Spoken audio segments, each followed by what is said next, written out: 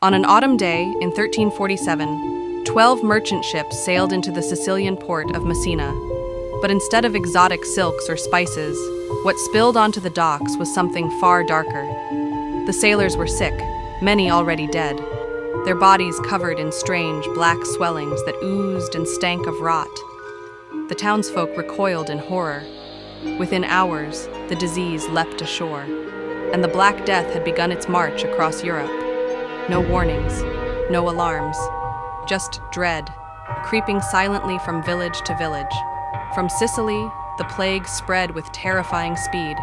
Italy, France, Spain, England by 1348. By 1350, nearly the whole of Europe was suffocating under its shadow. The symptoms were brutal: fever, chills, vomiting. But the most dreaded sign were the buboes, large, painful swellings that turned black as the flesh decayed. Some victims died in a week, others in just 2 days. Towns emptied overnight. Carts rattled through the streets carrying piles of corpses. Mass graves overflowed. The stench of death clung to the air, and in some places, there were more dead than living. No one knew what caused it. Medicine was primitive. Germs and bacteria were still centuries away from discovery. Some believed it was God's punishment for sin. Others thought poisoned air, miasma, was to blame. Astrologers claimed the stars had aligned to unleash death.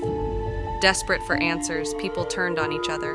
Jewish communities were scapegoated, accused of poisoning wells. Entire villages of Jews were massacred. And still, the plague spread, unmoved by hatred, faith, or superstition. Bands of flagellants roamed the streets, whipping themselves bloody, begging God for mercy. But nothing stopped the black tide. And then came the doctors. At least, that's what they were called. Figures dressed head to toe in long, dark robes, leather gloves, wide-brimmed hats, and most haunting of all, the mask.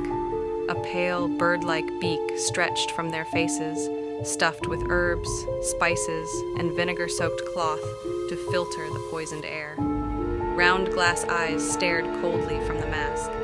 In their hands, long wooden staffs to prod the sick, or keep them at a distance.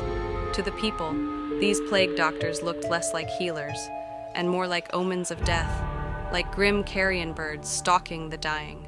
Children screamed when they appeared. The sick wept at the sight of them.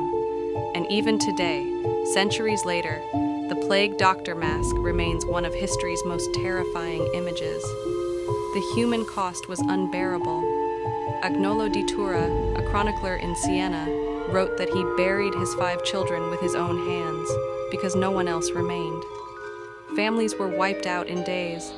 Priests died in droves or fled their posts. Even the fabric of society seemed to dissolve. But from that darkness came change. Labor shortages gave peasants new power. Serfs demanded higher wages. Some left their feudal lords and sought freedom in towns and cities.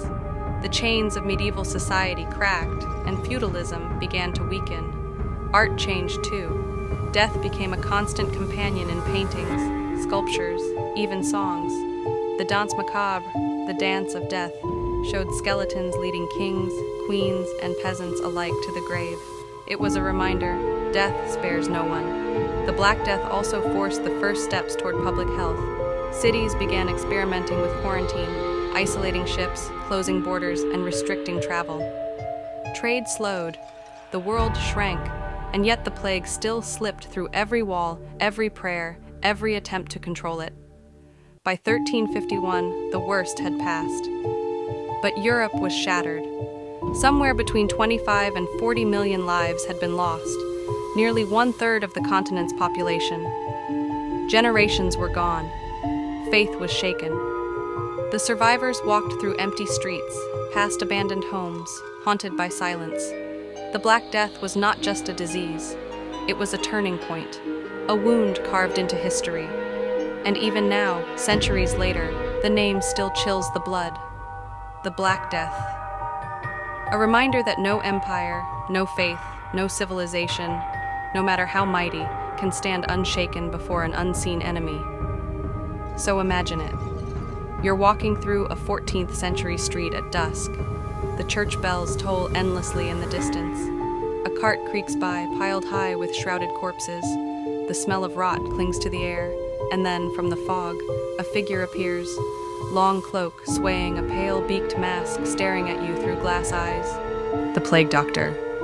Neither salvation nor cure. Just another ghost in the nightmare of the Black Death. And in that moment, you understand why this story still haunts us.